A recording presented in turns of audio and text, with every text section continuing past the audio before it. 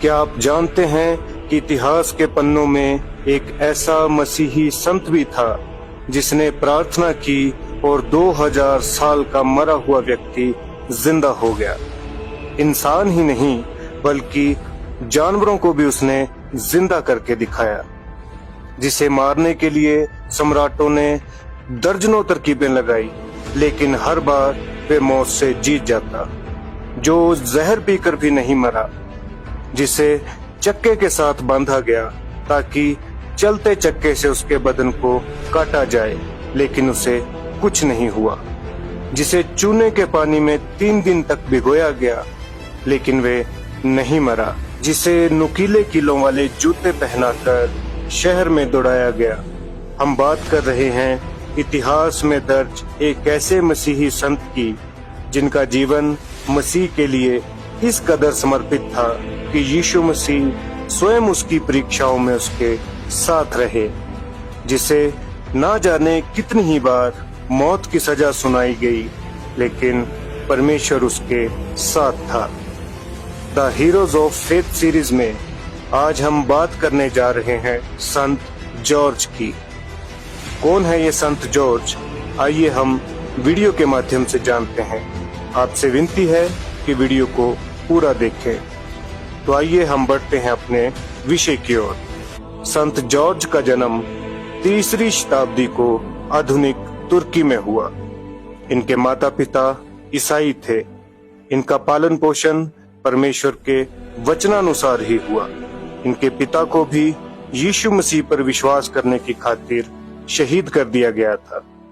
पिता की मृत्यु के बाद इनकी माता इन्हें फिलिस्तीन देश ले गई और ये वहीं पर पले बढ़े। कम उम्र में ही जॉर्ज ने सम्राट डायक्लेटियन के अधीन सेना में भर्ती होने का निर्णय किया और वे सेना में भर्ती हो गए और समयानुसार वे तरक्की पाते गए। अभी तक सम्राट डायक्लेटियन के राज्य में मसीह लोग सुरक्षित थे। जब सम्राट डायक्लेटियन ने बाहरी ताकतों से अपने साम्राज्य को सुरक्षित कर लिया, तब इसके बाद डायक्लेशियन ने अपने साम्राज्य के आंतरिक मामलों में भी ध्यान दिया और डायक्लेटियन ने अपने प्रयासों को ईसाइयों के दमन की ओर केंद्रित किया कि कैसे इन ईसाइयों को सताया जाए।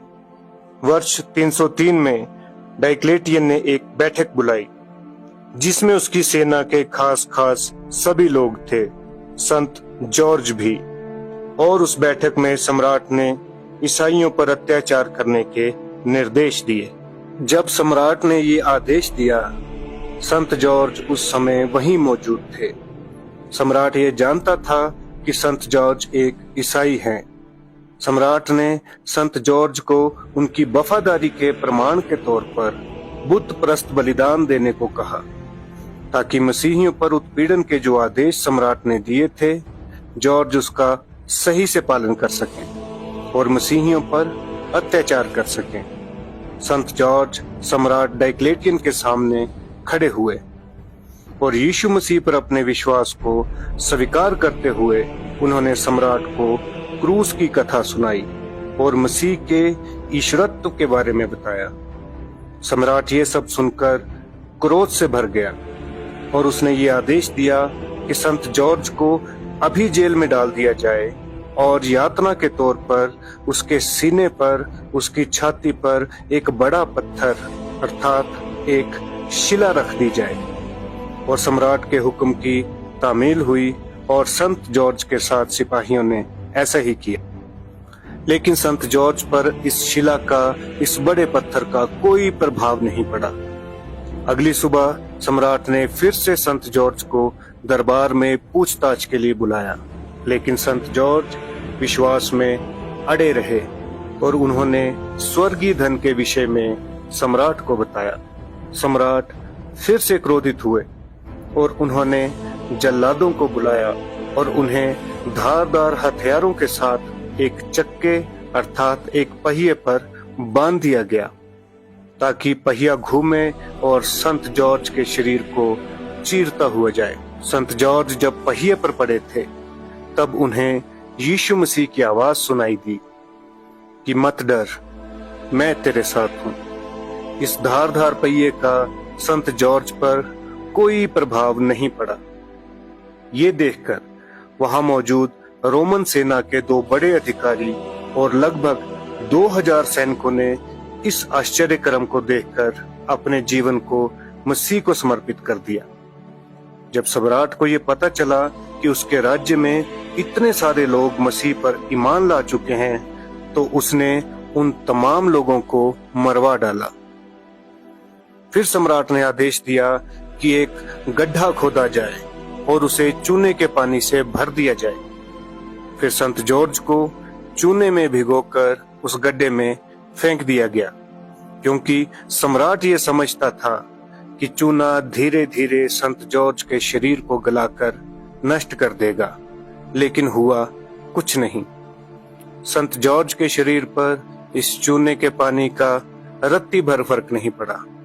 सम्राट को जब यह सूचना मिली कि सेंट जॉर्ज वैसे के वैसे ही हैं, तब उन्होंने माना कि ये अवश्य ही कोई जादूगर है।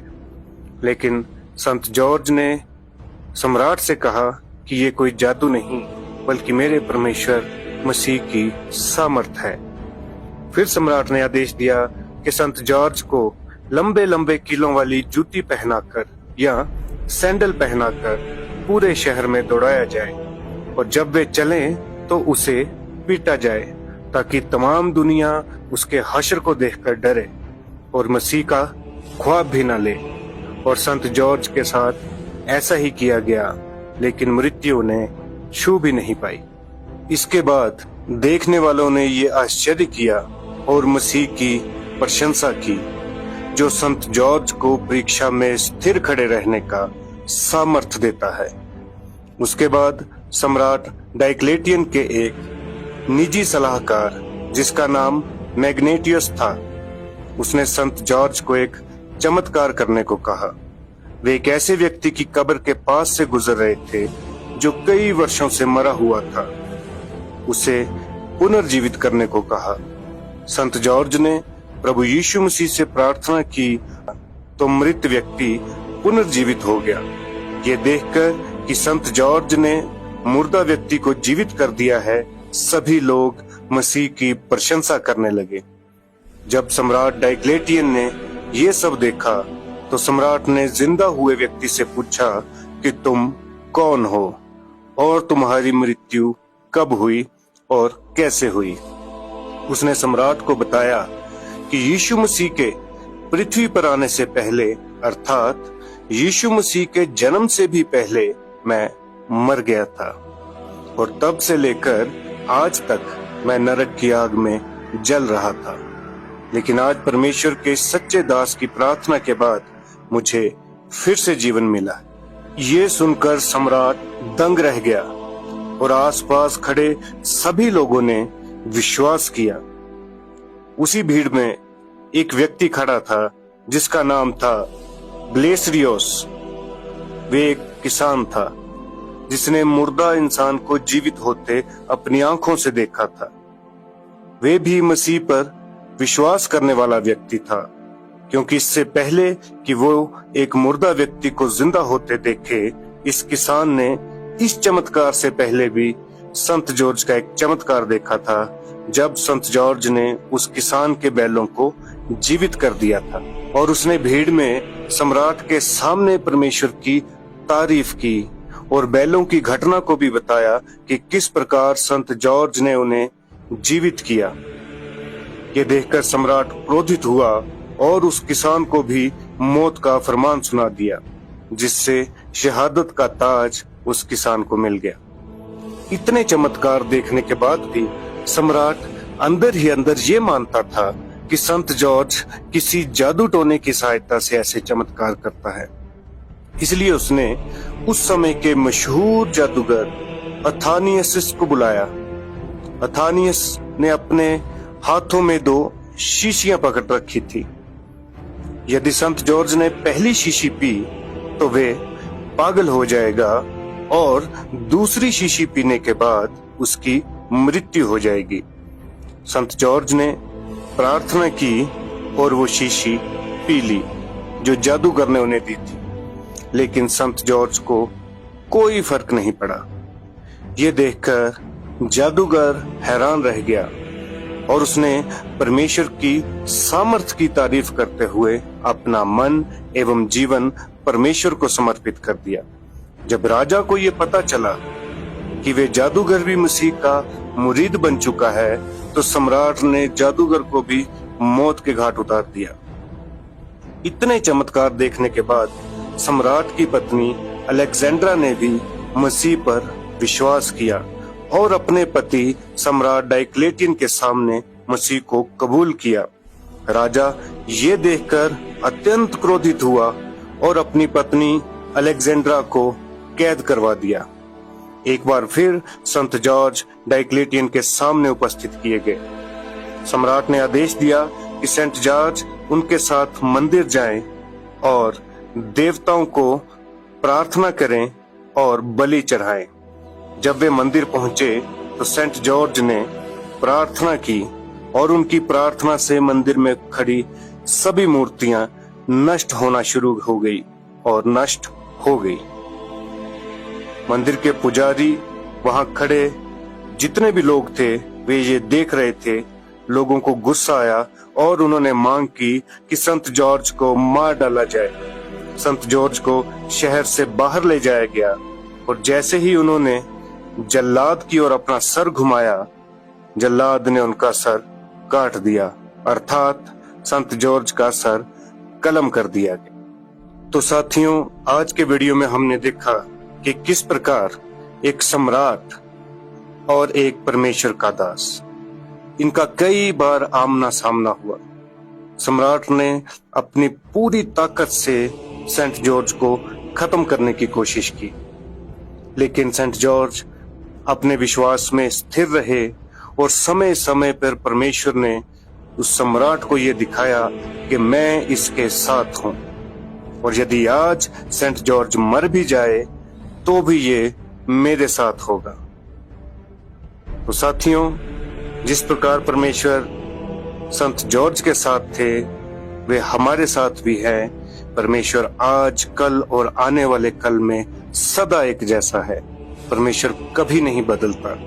जरूरत है हमें अपने आप को बदलने की। तो साथियों, हमें भी सेंट जॉर्ज की तरह अपने विश्वास की रखवाली करनी है। अपने विश्वास पे, जो कि मसीह यीशु पे है, हमें स्थिर रहना है और प्राण देने तक विश्वासी बने रहना है, वफादार बने रहना है। इस वीडियो के माध्यम से हम यही सीखते हैं। तो आपको ये वीडियो कैसा लगा, आप हमें कमेंट सेक्शन में बताएं, और यदि अच्छा लगे तो अपने तमाम मसीही भाई बहनों में से शेयर भी करें।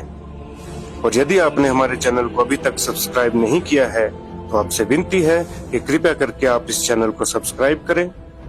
परमेश्वर आप तमाम वीडियो देखने वालों का भला करे। यीशु मसीह के नाम में आमीन।